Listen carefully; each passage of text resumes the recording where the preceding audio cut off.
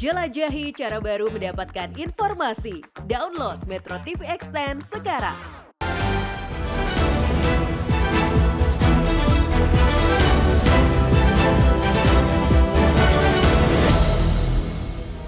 Halo, selamat malam pemirsa. Kebocoran data lagi-lagi terjadi di negeri ini.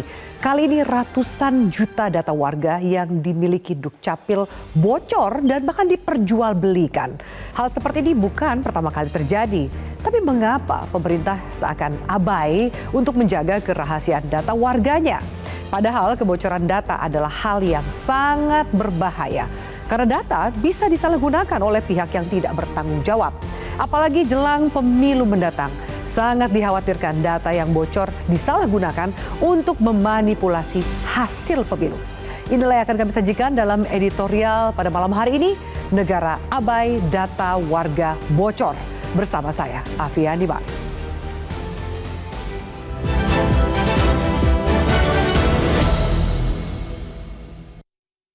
Negara abai data warga bocor.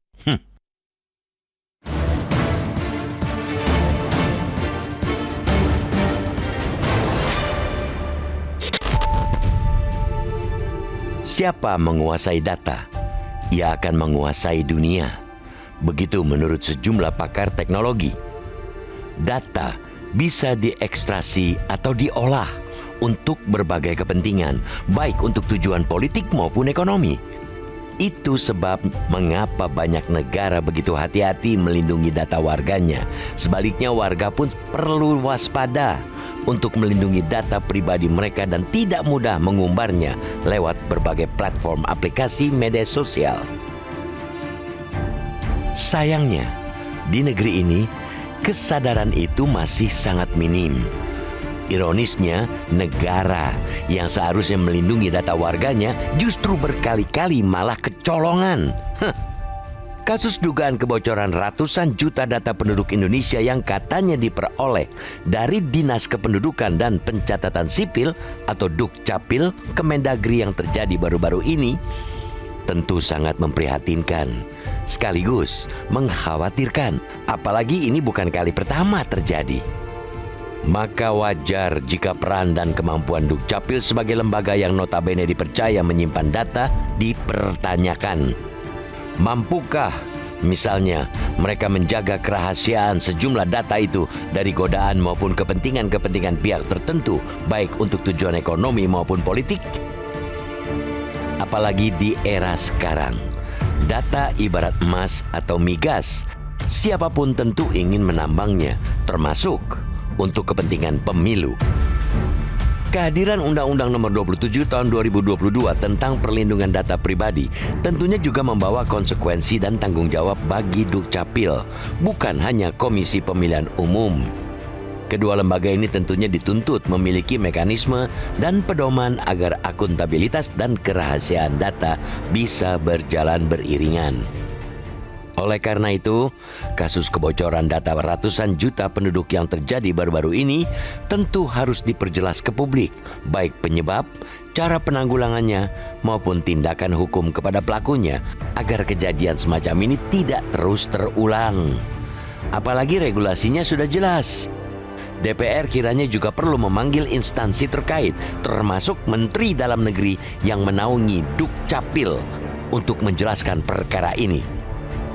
Kedepan, mungkin juga perlu dikaji tentang posisi lembaga yang mengurus kependudukan agar menjadi institusi tersendiri seperti Badan Pusat Statistik atau BPS atau Badan Pangan Nasional, bukan lagi di bawah Kementerian Dalam Negeri. Hal itu bertujuan agar lembaga ini bisa bekerja lebih profesional dan bebas dari intervensi maupun kepentingan pihak manapun. Untuk mewujudkan ini, tentu dibutuhkan sumber daya manusia yang berintegritas maupun infrastruktur penunjang yang berkualitas. Bukan abal-abal.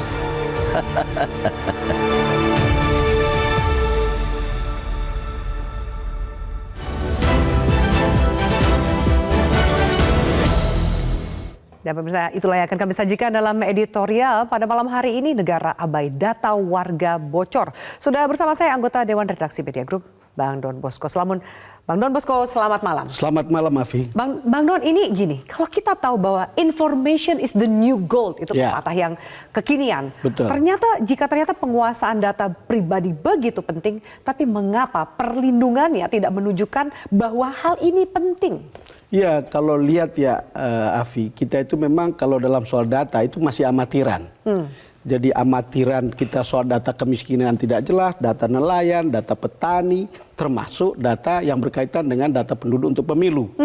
Dan sudah amatiran, bocornya banyak lagi. Saya kira kalau kita baca file-file atau berita dalam setahun terakhir, begitu banyak terjadi pembocoran atau kebocoran data yang memperlihatkan bahkan jutaan, bahkan ratusan juta data kita yang bocor.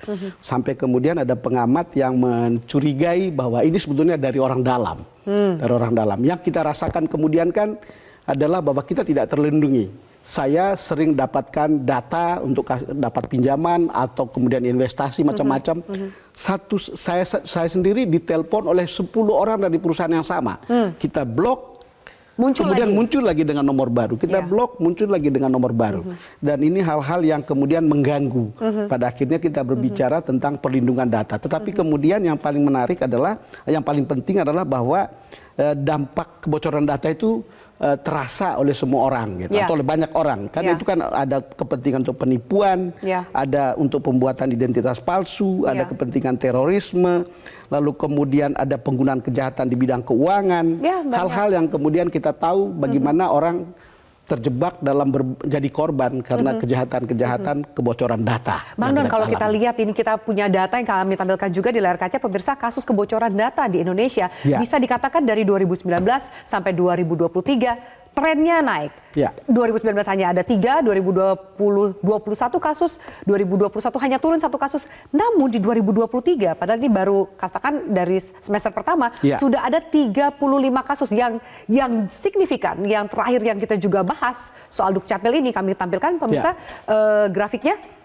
Nah, berikut adalah ini 337 juta data Dukcapil yang kemudian dijual sejak 14 Juli 2023. Ini hanyalah satu dari sekian banyak kebocoran data yang kasus yang sering kita dengar. Lalu apa yang perlu dilakukan? Karena kita lihat juga sepertinya statement dari pemangku kepentingan tidak bisa dikatakan bertanggung jawab penuh. Saling bantah malah biasanya. Ini Afi, saya kira grafis tadi sangat menarik. Saya ingin tambahkan lagi kasus yang dibocorkan oleh Bjorka. Yang kita tahu beberapa waktu lalu ada 35 juta data pengguna My IndiHome. Ada 19 juta data BPJS Ketenagakerjaan. Betul. Ada 3,2 miliar data aplikasi Peduli Lindungi. Ada 45 juta data My Pertamina, 105 juta data Komisi Pemilihan Umum dan seterusnya. Betul. Kalau kita lihat kebocoran ini sesuatu yang serius. Lalu dalam proses soal kecurangan dalam pemilu, ini kan saya mencoba membuka file bagaimana penggunaan data pemilu itu disalahgunakan. Ini ada riset dari The Indonesian Institute tentang kecurangan pemilu. Manipulasi terjadi paling tidak pada 2 hal katanya. Data pemilih dan rekapitulasi penghitungan suara berjenjang. Data pemilih dalam setiap pemilu kita selalu menjadi masalah. Sangat serius, data tidak pernah akurat. Kan kita lihat ada data yang sudah meninggal, ada data yang sudah pindah entah di mana. Tapi masih tetap cetak. Bisa saja ada yang sudah pindah ke luar negeri tapi masih tetap dicetak di situ. Lalu kemudian rekapitulasi penghitungan berjenjang membuka peluang adanya kesalahan penghitungan dan berujung pada manipulasi hasil perolehan suara. Lalu kita tidak pernah mengecek karena kita tidak punya data yang valid tentang itu. Dan apa yang mau dicek? Karena semua badan punya data masing-masing dan angkanya nggak pernah sama, Bang. Sekarang kalau ada syarat, makanya kalau ada syarat DPD itu harus mencari 2.000 KTP dari sekian, karena ada sekian juta di dalam wilayah dia gitu. Ya daripada cari sebegitu banyak, udah beli data aja, dan bahkan mungkin membeli dari orang yang mencuri data atau orang yang membocorkan data. Iya, kira-kira hal-hal seperti itu bisa lakukan. Calon-calon independen juga bisa melakukan hal yang sama. Jadi kita kemudian melihat ada garbage in, bisa garbage out. Kalau lihat proses kayak begini gitu. Ya, bagaimana kemudian hasil dari pemilihan calon pemimpin, tapi datanya aja itu didapatkan dari hal yang apa ya, beresiko. Itu betul. Ini soal yang serius sebetulnya. Soal serius. Dalam peradaban negara modern orang selalu bilang, Alvin Toffler dulu bilang siapa menguasai informasi dia pemenang. Sekarang siapa penguasa data dia adalah pemenang. Baik, nah Bang Don, bisa kita ceritakan lebih jauh bahwa kasus soal rawannya data disalahgunakan pernah terjadi juga di Pilpres Amerika Serikat di 2016 dengan skandal Cambridge Analytica-nya. Kami akan bahas pemirsa usai jeda, tetaplah bersama kami.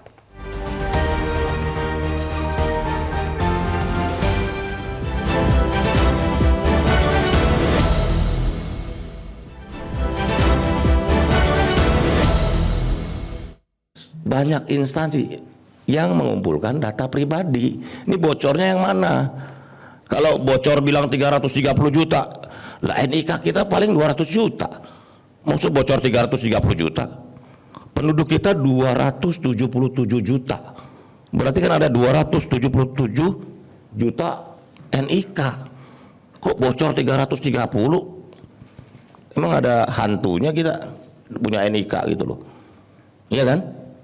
Ya, itu statement dari Menkominfo yang baru yang kemudian mengatakan bahwa nggak masuk akal, memang ada hantunya dan lain-lain. Tapi ini gimana ya, masyarakat itu kesal pasti Bang, karena masyarakat adalah pihak yang paling dirugikan ketika data pribadi mereka bocor, tapi nggak ada pihak yang bertanggung jawab, bahkan hasil investigasi dari kasus-kasus sebelumnya pun tidak pernah disampaikan ke publik. Ya, itu angka-angka itu memang menjadi aneh karena dia lebih dari jumlah penduduk, tapi kan pilihan itu adalah data apa gitu. Poin saya bukan soal selisihnya yang penting. Betul. Tentu kita bisa terima bahwa selisihnya itu membuat kita merasa itu tidak mungkin. Tapi poin yang paling penting adalah bahwa kebocoran itu terjadi di mana-mana. Kita menangani dan kita belum menangani data secara semestinya. Dan kita masih sangat amatir dalam memanfaatkan data yang sebetulnya sangat penting untuk pengambilan kebijaksanaan yang lebih presisi. Kalau misalnya bansos untuk lebih tepat, mestinya datanya harus presisinya tinggi. Data BOS untuk pendidikan juga mestinya harus presisi. Ini kan banyak sekali cerita di lapangan yang memperlihatkan ada penyimpangan. Mereka tidak berhak untuk terima, mereka terima, yang berhak untuk terima, tidak terima apa-apa. Ini gara-gara data, kan kira-kira seperti itu. Poin yang harus diambil adalah pemerintah perlu sangat serius menangani ini. Ya, gitu. Jangan sampai kemudian sesuai dengan judul kita negara abai, dan ini sudah berkali-kali.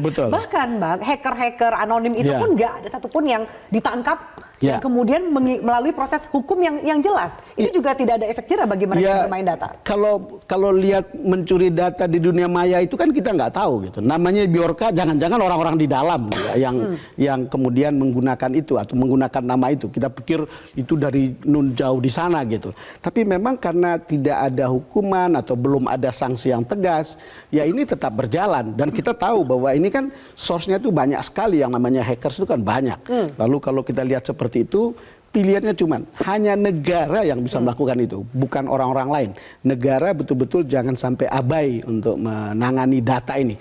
Terutama apalagi menjelang pemilu ini kan, itu nggak boleh itu diabaikan, karena itu akan menimbulkan kecurangan-kecurangan yang bisa terjadi di mana-mana, manipulasi suara dan seterusnya. Dan ini menjadi sangat penting. Banyak masyarakat yang akhirnya tidak bisa menerima hasil pemilu ketika kemudian direcoki soal siapa yang memilih, siapa yang menang, siapa yang kalah. Ingat nggak ketika Pak Prabowo menggugat hasil pemilu tahun 2019? Tahu nggak Afi? Itu hakim MK kemudian menolak gugatan, tapi itu isi ceritanya sangat besar.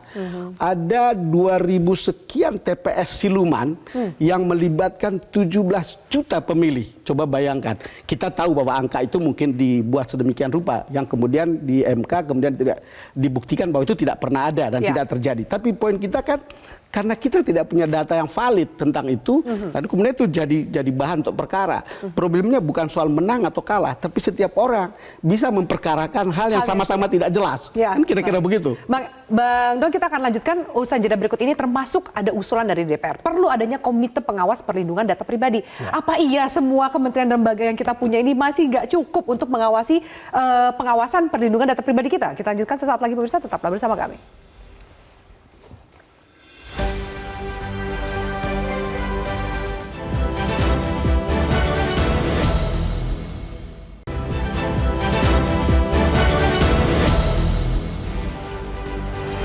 Pemirsa, pemirsa, kami tampilkan polling yang kami lakukan di media sosial dari Twitter. Sudah seriuskah pemerintah dalam melindungi data pribadi? Jelas 88% mengatakan tidak, masih belum serius. Hanya sangat umum ya. hanya 12% yang mengatakan ya sudah serius. Jadi kebanyakan masyarakat merasa ini memang di underestimate soal perlindungan data pribadi ini. Berikutnya kami akan bacakan ini tanggapan dari netizen @Ombang Sahya mengatakan jelang Pilpres data warga diobrak-abrik untuk kepentingan pencurangan pemilu. Ya, ini sama seperti yang kita bahas tadi, Bang Don. Satu lagi ada dari Isra Pasia yang mengatakan salah satu korupsi dengan data banyak yang harus dibenahi oleh pemerintah, baik dari hukum dan sistemnya. Tadi kita sudah bahas dari sisi hukum pun juga sepertinya nggak ada efek jera, nggak ada hukum yang signifikan. Bahkan si anonim itu tetap anonim, tetap menjadi hacker yang misterius, tetap memperjualbelikan data. Betul. Bagaimana tuh, Bang? Ya itu yang kemudian kalau kita tidak pernah misalnya melakukan tindakan tegas terhadap ini, ya itu menjadi presiden untuk kemudian timbulnya pembocoran atau hacker-hacker berikutnya. Dan ini kan mengawal dunia maya kayak begini kan tidak gampang sebetulnya. Kalau harus bikin jera gitu ya, hukum tidak bisa menjamin itu, tapi membiarkan itu juga berbahaya, Bang. Berbahaya. Kemudian kita merasa, loh ini kok seperti tidak dianggap penting gitu. Padahal baca Yuval Noah Harari, bagaimana pentingnya data. Ini era data, dan data itu bisa membuat semua lebih teliti, membuat semua hal ke depan itu betul-betul lebih eksak. Jadi you tidak bisa bicara probabilitas, bicara data itu adalah bicara tentang kepastian. Bahkan dalam buku itu dituliskan, bahkan otak kita itu di mana sakit penyebab sebuah penyakit itu berbasis data, dan kemudian orang tahu dengan lebih persis begitu kira-kira.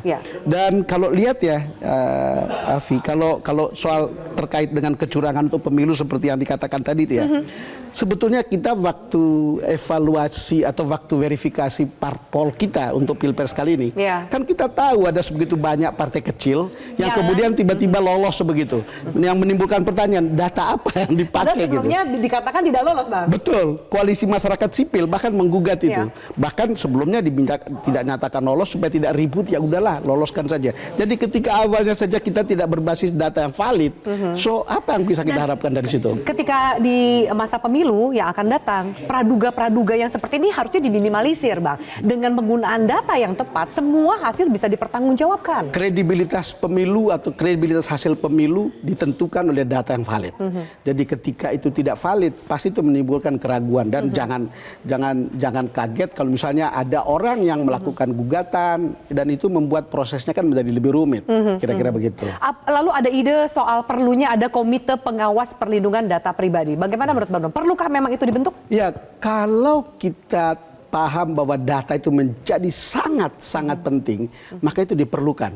Kan sekarang kan data penduduk kita itu ada di Dukcapil, itu di Departemen Dalam Negeri. Ada gagasan dalam editorial hari ini untuk mengatakan perlu sebuah institusi khusus, semacam BPS lah. Harus ada badan khusus untuk mengelola data penduduk supaya itu lebih independen, lebih akurat, lebih bisa dipertanggungjawabkan, lebih valid, dan lebih serius mengurus data seperti ini. Karena data, kalau kita sudah punya data yang akurat, juga kita harus tahu bagaimana cara untuk memberikan perlindungan data pribadi setiap orang.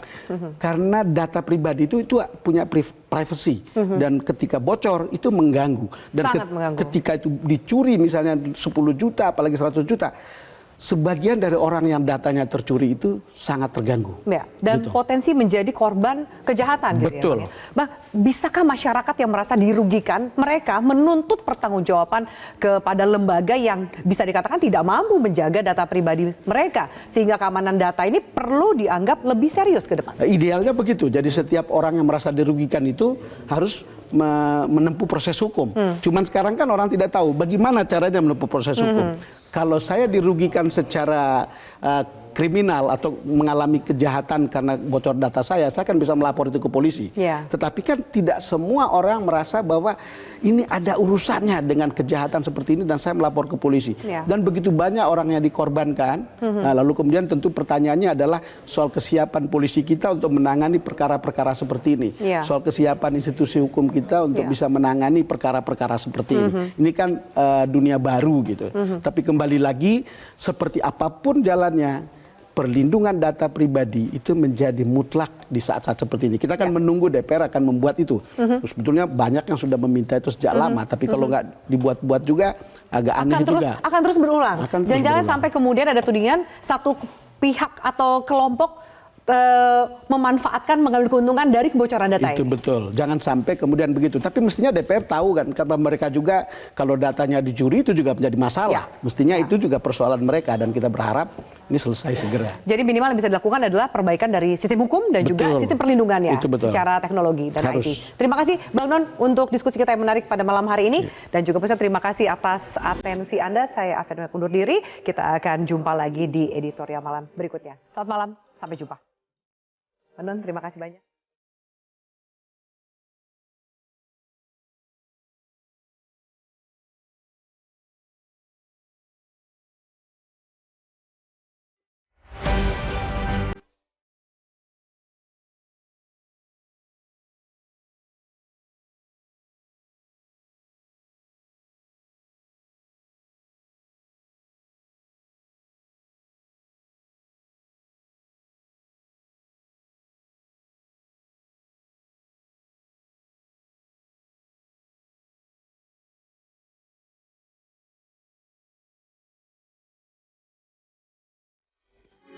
Metro TV,